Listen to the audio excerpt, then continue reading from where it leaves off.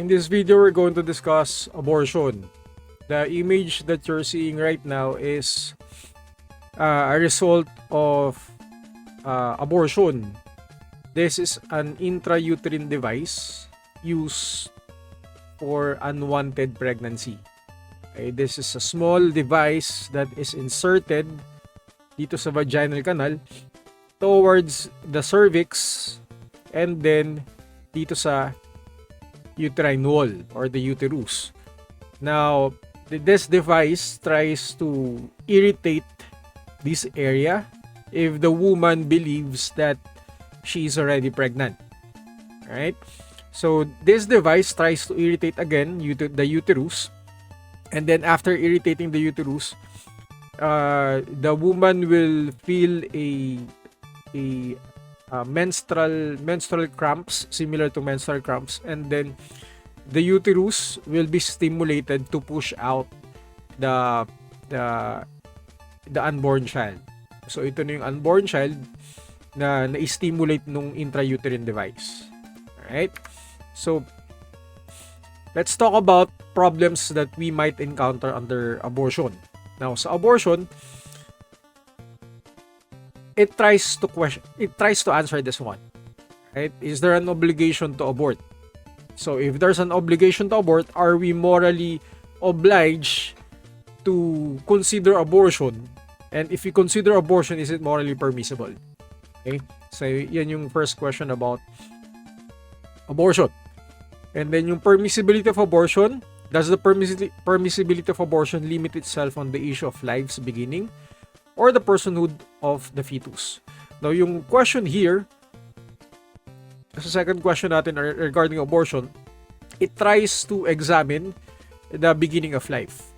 Saan ba nagsisimula ang buhay? If life begins at the latter part, yung delayed animation, latter part of pregnancy, then it's permissible on some groups to consider abortion kasi wala pa namang buhay. But there are also groups who would consider that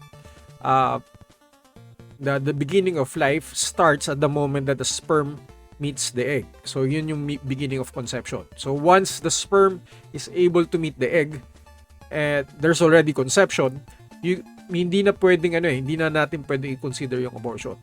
Okay, so these are the two issues that we're going to discuss in this video. Kailan ba nagsisimula yung buhay? Right? If the moral issue, next, this one is another supplemental question na lang. So I wanted to add the notion regarding masturbation. If the moral issue of abortion concerns itself on the value of life, okay, we're talking about the start of life, does that mean that masturbation has the same disregard on life? Does a sperm even does a sperm even have a life? Meron bang buhay ang sperm? Right? And then the last question is abortion legally permissible in our country? Right? So these are the four questions that I've created in order for us to discuss abortion in this video. Okay, let's talk about yung sperm muna. The sperm is nourished in the semen. Yung sperm tsaka semen magkasama yan. Once inside the fallopian tube, ito yung part dun sa female organ, yung lifespan ng sperm can last for 5 days. So, ibig sabihin, habang nag-aantay yung sperm for the matured egg, it can stay there for 5 days. Without the egg, even magstay dun yung egg, yung sperm dun sa fallopian tube, sa may fallopian tube. Yan, dito. This is the female organ. Ito yung vaginal canal. Ito yung cervix. Tapos, yung implantation of the egg. Okay, yung egg is produced by the ovaries of the mother. So, once na magkaroon ng conception, yung egg magta-travel dito sa fallopian tube. And then, it would implant itself. Yung meeting of the sperm and the egg happens here, the implantation. So, the implantation of the embryo happens here sa uterus. So, the sperm can penetrate the cervix and then can wait here dito sa endometrium, yung uterine wall. kaya niya mag-antay for 5 days. So kung wala siyang makitang ka-meet up for 5 days, the sperm is going to die. So yung kumbaga, yun yung telos. That's the telos of the sperm to meet up with the egg. Right. This means they can be in the fallopian tube. Fallopian tube is yung sa dulo. So they can extend further until here. Yan, at hanggang dito. These are the fallopian tubes. And then yung implantation happens here sa endometrium. It cannot, yung implantation cannot happen in the fallopian tube kasi once it happens there, we're going to have ectopic pregnancy. And the embryo will not survive. Mamamatay siya eventually. It can grow but it will not survive. So this means they can be in the fallopian tube for 5 days in advance of ovulation and still fertilize the egg. So they can fertilize the egg within 5 days. The egg unfertilized has a lifespan of only about 24 hours. So isang araw lang to. So if the egg cannot find any sperm because of contraception, the egg will die. Okay? So in the vagina, they die in only a few hours. In the open air, they die rapidly. So if we're going to, the question here, the moral question here is, let's go back to the question posed on the previous slide. But does that mean that masturbation has the same disregard on life? Ayun yung tanong. I could say, yes, it could have a major disregard on life. Why? Because the primary purpose of the sperm is to meet the egg. Saan siya makikipag-meet? Doon sa uterus. So if the sperm won't be able to meet up the egg, then we are disregarding the purpose of the sperm, which is to meet the egg. So is it a disregard on life? If I'm going to use yung view regarding sa life, kasi may dalawang view regarding sa life eh. One is immediate homonization and the other one is theory of delayed animation. Ready na. Okay, so if I'm going to use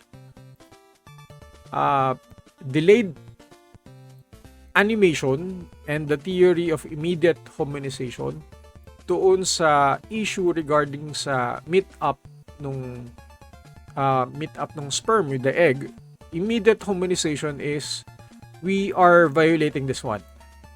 Okay? This first viewpoint regarding life.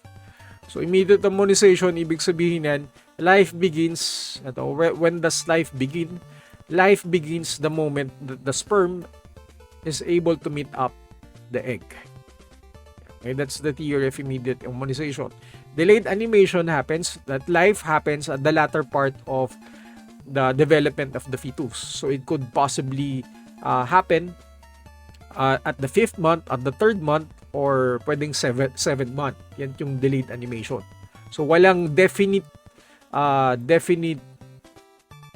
month or time wherein we could consider that a fetus has already alive. For the theory of immediate harmonization, may buhay na kaagad yan. Once na gumalaw nga yung sperm, may buhay na kaagad yan. So if I'm going to consider a disregard on life dun sa buhay ng sperm, if I'm going to use this one, theory of immediate harmonization, it's a disregard on life. Kasi the very purpose of the sperm is to meet up the egg. Alright?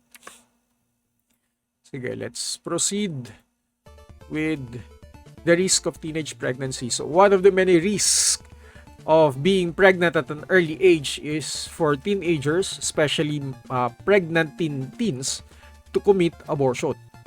So isa to sa mga problema ng mga teenage moms. They always consider abortion as an escape solution dun sa unwanted pregnancy na nangyari sa kanila. So, balik ulit tayo dito sa slide na to. Is abortion legally permissible in our country? The answer for that, it's not. Okay? According to the constitution of our country, abortion is illegal and it's banned by rule or law. What's the reason why it's illegal? It's because the Constitution, the 1987 Constitution, this is the Constitution created under the presidency of Corazon Aquino Okay, yung nanay ni Benigno Aquino, ni Noynoy Aquino, and then nanay ni Chris Aquino. So 1987 Constitution, it's the same constitution that we're still using right now. The reason why abortion is illegal in our country, it's because the aim of the Constitution is to protect the life of the mother. Kasi risky ang abortion eh. Abortion can kill the mother. And then they are also trying to protect the life, the potential life of the unborn child. Okay, so yun yung reason kung bakit abortion is not allowed in our country. So there's a punishment if a person or if the mother continues to insist in undergoing abortion. So there's an imprisonment according to the penal code of our country. There's an imprisonment for women who undergo abortion. Right? Hindi lang yung mother, pati yung doktor or other persons who would assist in the procedure of abortion. So walang batas sa Pilipinas that would expressly authorize abortions in order to save the mother. Right? So even if the intention again is good, double effect principle tayo, if the intention of the act is good, which is to save the mother, I think the Constitution doesn't allow it kasi they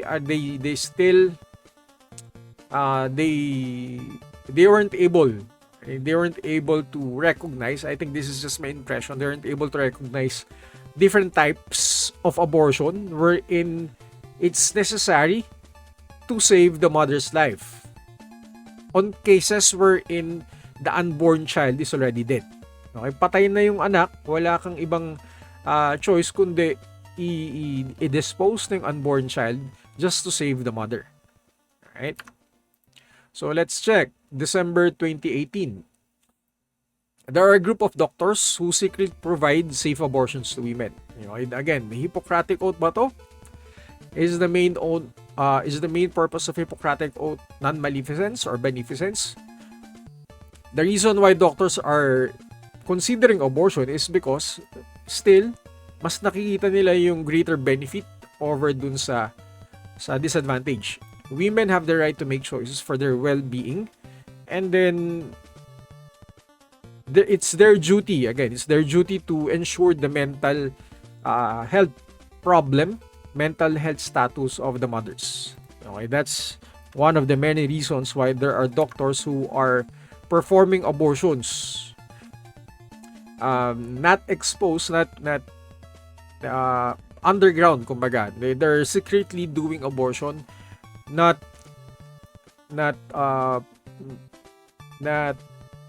discreetly. Ibig sabihin, they're able to perform abortion in a very discreet manner kasi nga sa Pilipinas, it's not allowed.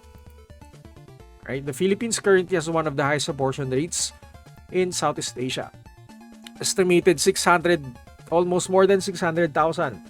So this happens in 2018. This is an article that I got in 2018 which states that almost 600,000 abortions happened only in 2012. 100,000 women are hospitalized and 1,000 women died. So just imagine this. Inaris Center can accommodate, if you have been to Inaris Center, yung dito, yung sa atin, yung malapit sa papuntang Shopwise. The Inaris Center, yung may pariyahan. I think the Inaris Center can accommodate 8,000 to 10,000 people. Yun yung total maximum crowd that the Inaris Center can accommodate. So just imagine 610,000 abortions happened just in 2012. So ang daming nagpa-abort in 2012. So these are the different types of abortion. It could be natural. When I say natural, it's involuntary.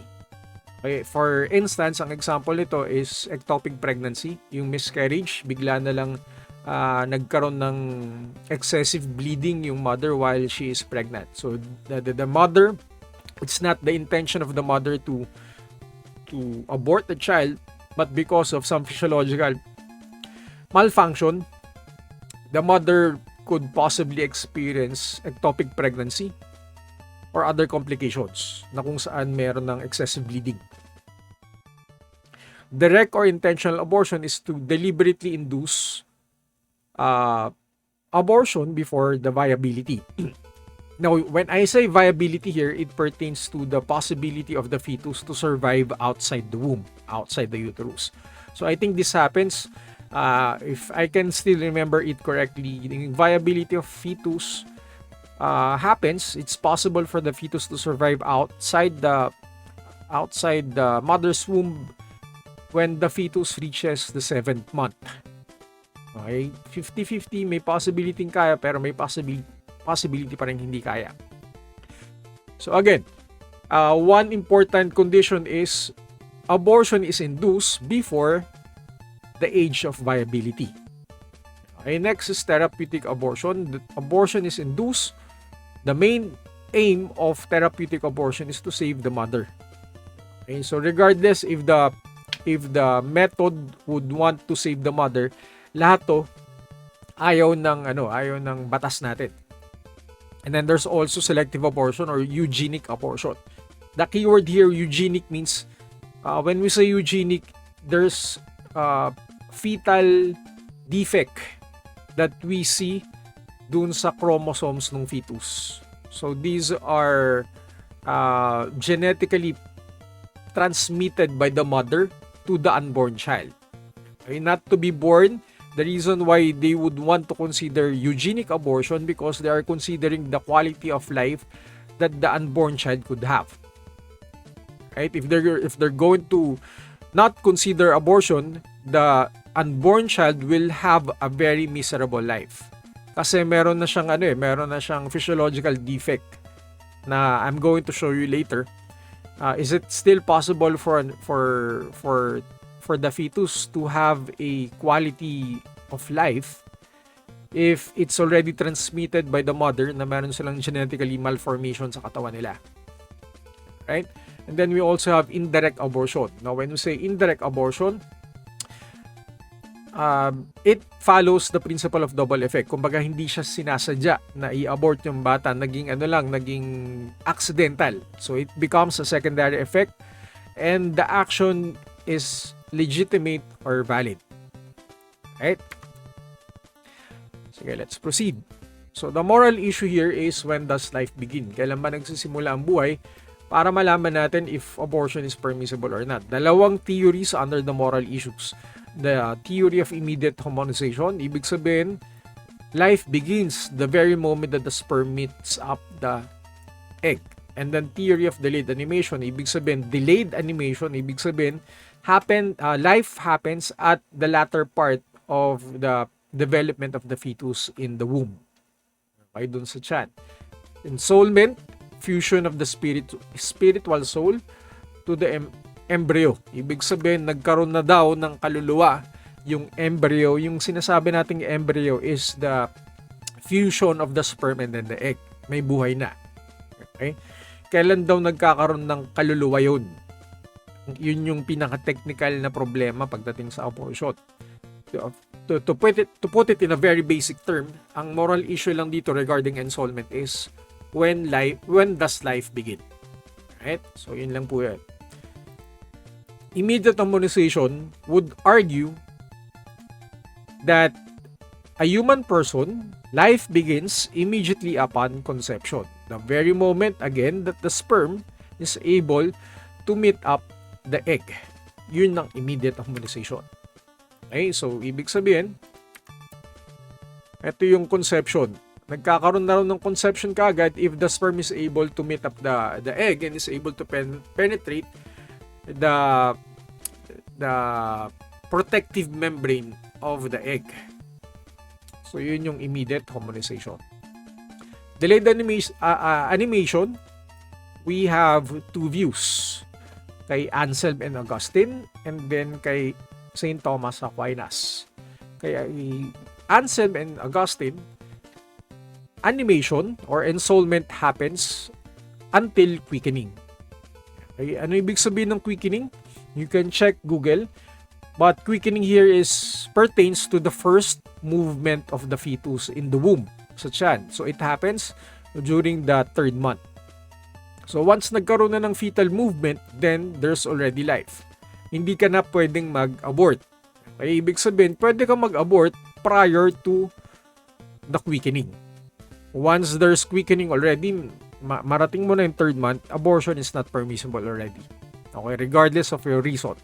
St. Thomas Aquinas, ensoulment for Aquinas happens the very moment that the fetus is able to have intellectual principle. Okay? Soul is not caused by coition or coitus. The rational soul is ang soul or a person can be considered as a person. A soul can be considered as a person if it has the faculty of reason. And it doesn't happen the very moment that the sperm meets up with the egg, according to Aquinas. Okay, ensoulment or the fusion of the spiritual soul in the embryo, also known as animation, occurs when the body is sufficiently organized to sustain the intellectual principle. So, ibig sabihin, kailan siya nangyayari? Sa loob or sa labas? For Thomas Aquinas, abortion is not permissible. Okay? Delayed animation or yung capacity of the fetus to reason out, okay, it's very indefinite, right? Kasi what do we mean by reasoning out? Right? According to Aquinas, kailangan organized na to sustain the intellectual principle.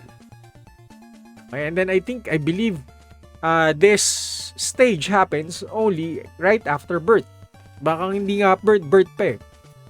Mangyayari pa to siguro 10 months or 11 months, 10 months or 12 months na ng infancy. Okay? So let's go to the types of delayed animation.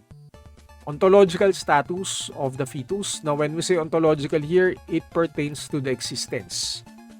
Kailan ba nag-e-exist na ang fetus is already animated? Meron na daw soul. Kasi once na may soul yan, it's already existing, and then we cannot proceed to abortion anymore. So implantation happens after 1 week. Okay, after 1 week siguro ng post-coitus, after ng sexual activity of two persons, yung sperm would enter the vaginal canal. Nandito na siya. Tapos yung ovary will produce egg. It happens after a week. Okay, so the embryo goes down from the fallopian tubes. Ito yung fallopian tubes. It will go down towards the uterus and implant or burrows itself in the endometrium. Itong endometrium, yung malit na bahay bata dyan. Or the uterine wall. So prevention of implantation is morally permissible and justifiable in cases of conception caused by rape or incest. Kasi nangyari pa to, nangyari siya within the week. So abortion is permissible within a week. Okay, so ibig sabihin hindi mo pwedeng paabutin niya ng ika-7th day kasi most likely magmi-meet up na magkakaroon ka na ng embryo eh. Magkakaroon na ng burrowing or ng implantation. So in other words, abortion is permissible prior to 1 week. Okay, this happens especially on cases of rape or incest. Okay, next, unity and uniqueness. So, nandito yung uniqueness. If the embryo, kasi once the embryo burrows in the endometrium, nagde-develop na siya. Okay, to the point na magiging unique na ang itsura niya tulad nito. So, parang at first stage, circle lang siya, and mag-evolve siya, magiging unique at each stage ng progression. So, uniqueness happens dun sa after 1 month. So, according to this delayed animation,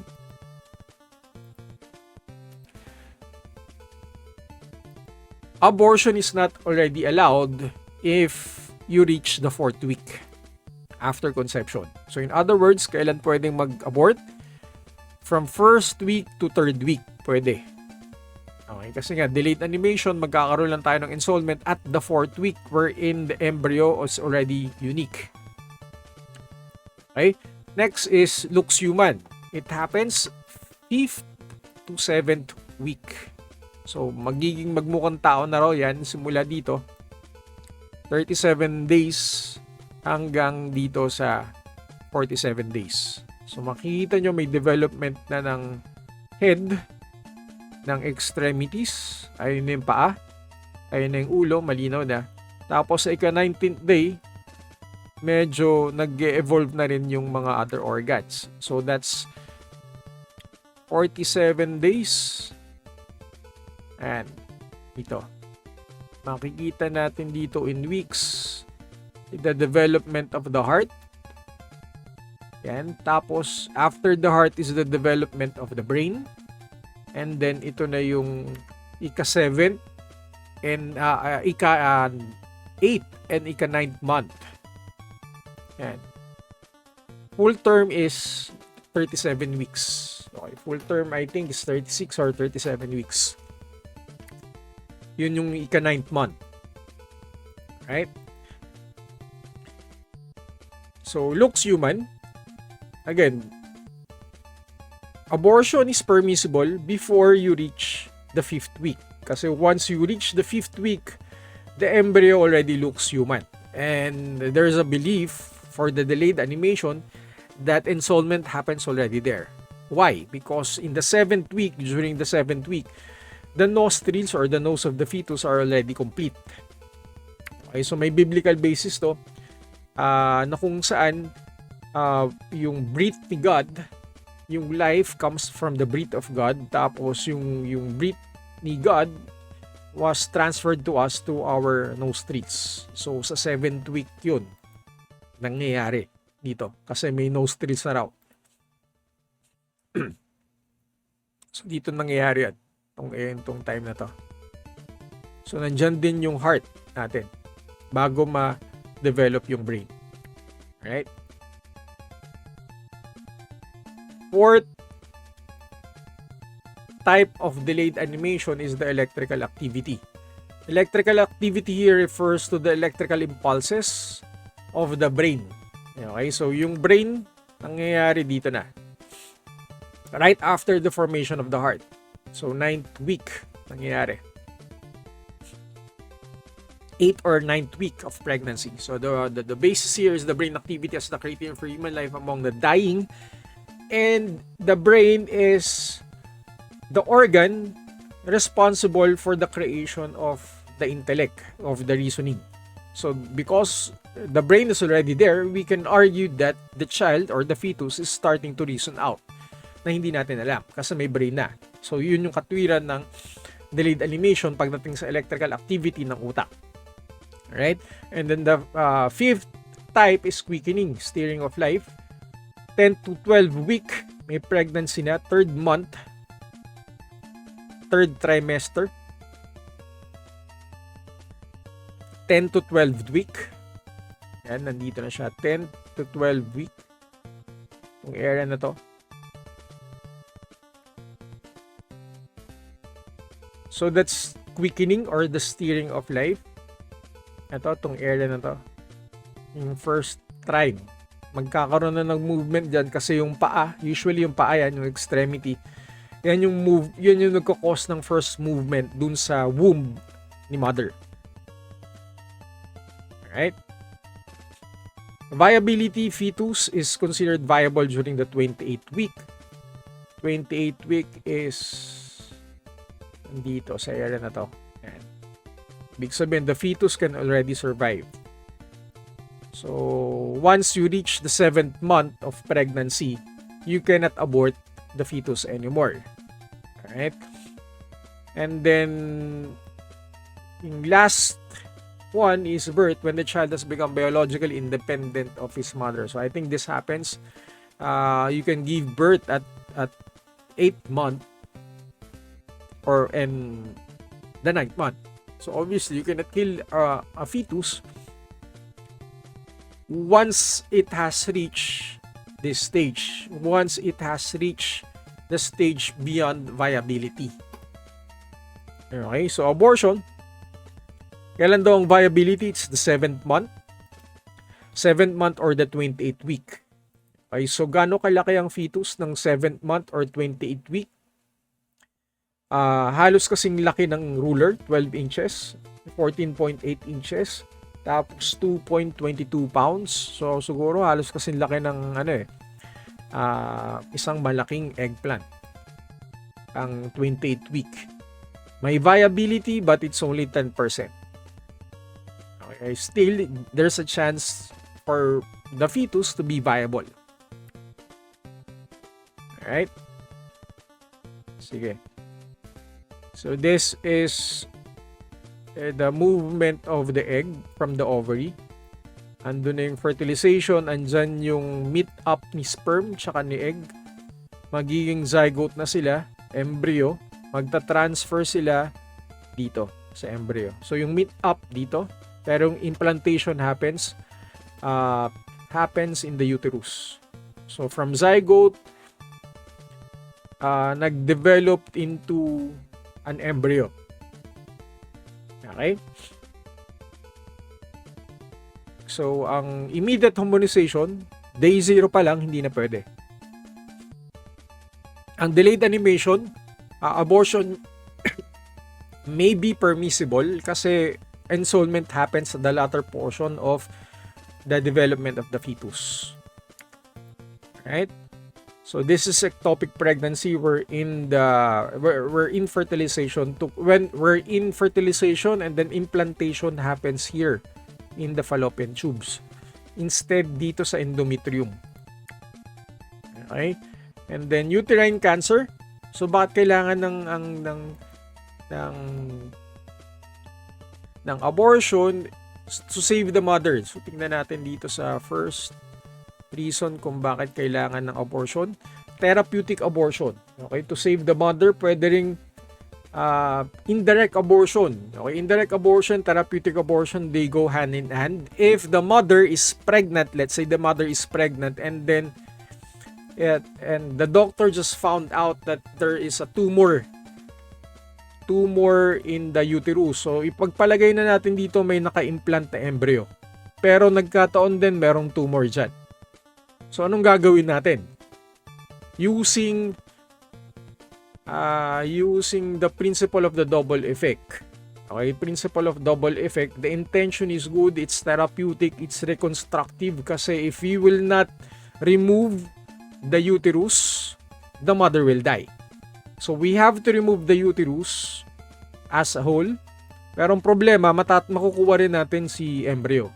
So that's abortion, indirect abortion. Okay? So ano bang cause ng uterine cancer?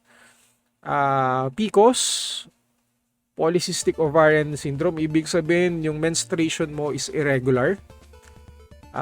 Endometrial hyperplasia, ibig sabihin niyan nag-inflamed yung endometrium mo, possibly because of infection, possibly because of transmitted sexual diseases, and diabetes, pwede rin, obesity, and then age. Okay, yan yung cause ng uterine cancer. And then, ang cause din ng uterine cancer is the HPV virus. Ang HPV virus, not necessarily the uterine cancer, but your cervical cancer. Okay, this is your cervix. Pero kasi pwede siyang pwede siyang mag-metastasize, pwede siyang kumalat papunta sa uterine, sa uterus. Okay, so yung cancer dito sa cervix, pwedeng kumalat, ganun pa rin, pwede siyang maging uterine cancer. Okay, yung problema sa HPV virus. Ang problema sa HPV virus, it's a virus, irreversible virus that the woman can get from the male partner. Ang carrier ng HPV virus or the human papilloma virus is the male, hindi babae. So, saan nakukuha ang HPV virus? Pag maraming ka-gerger or maraming ka-sexual contact si lalaki. Okay, that's why if I'm going to use again yung premarital sex, it's scientific. It's very scientific to limit down your partner. Mas maganda nga abstinence. Wala kang ka-sexual contact kasi delikado po yung HPV virus. it's deadly. Bakit siya deadly? Kasi in later on in abortion we're going to discuss na asymptomatic yan. Hindi alam ni lalaki na meron na pala siyang, na carrier siya ng HPV virus. So ibig sabihin it's going to be very dormant for several years. Malalaman lang ni lalaki na carrier siya if yung pinakasalan niyang babae eventually magkaroon ng cervical cancer. Ibig sabihin, si babae nakuha niya yung virus sa partner niya. Okay? So this is PCOS. Again, PCOS is your ovary is not able to produce healthy eggs for conception.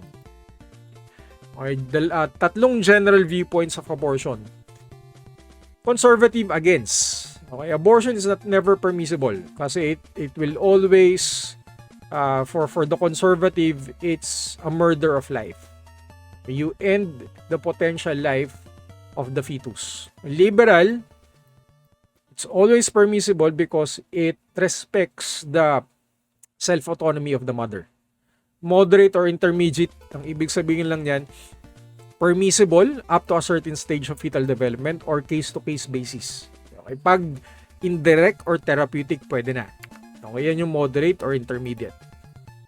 Pro-life, from the moment of conception, ito yung ayaw sa abortion, life must be regarded with the greatest care. So this follows the natural law principle. Sa pro-choice, meron silang tatlong positions. Familiar reasons, ibig sabihin they are in favor of abortion if your reason is personal. Ibig sabihin you have the pro-choice movement respects the freedom of choice of the mother, respects the self-autonomy of the mother. A woman will bear the consequences kasi for the personal reason, ang magpapakihirap naman dyan yung nanay, hindi yung tatay or kung sino man. Okay, social reasons, ang social reasons naman, this refers to economic reasons. Adaptation to a world that no longer needs nor can afford unlimited childbearing. Example of this, China. Okay, if I'm earning, let's say, just for example, 5,000 pesos a month and then my wife is just a housewife, walang trabaho, ako kumikita lang ako ng 5,000 kada buwan. Tapos ang anak ko 10. Okay? Magpapatuloy pa ba ako sa ika-11 na anak? Hindi na. So I have to use contraceptions which can be a form of abortion kasi there are forms of contraception that that limits life. Okay? So fetal reasons prevents the births of terribly malformed. So eugenic reason naman to. So kung may nakikita naman ako, it's already in the genes of my wife that there's a possibility that our future kid will have deformities. Ang reason ko for abortion is this one, eugenic or fetal reasons. So I have to prevent the formation of life kasi ayoko yung future anak ko magkaroon ng miserableng buhay. Okay, so prevention of a terribly malformed or defective children. Understanding the lifetime misery which might accompany living. Right? So, sige, let's go to the last slide which talks about the social reasons kung bakit abortion is permissible. So, imagine this is our population right now. This is in 2019. We are ranked 13 in the world as the most populated country. So, ito yung projection 2023, 117 million. Sa next year, 120 million. So, law of supply and demand. Pag konti ang supply, ang daming demand, magkakaroon ng inflation. So, mananatiling third world country ang bansa natin because ang daming demand, ang daming consumers, pero limited lang ang supply natin. So, yan yung reason ng social reasons. Why they are in favor of abortion. Alright, so I have to stop here. Ang next video natin will discuss something about contraceptives and I'd like to connect that one again somehow to abortion. Okay?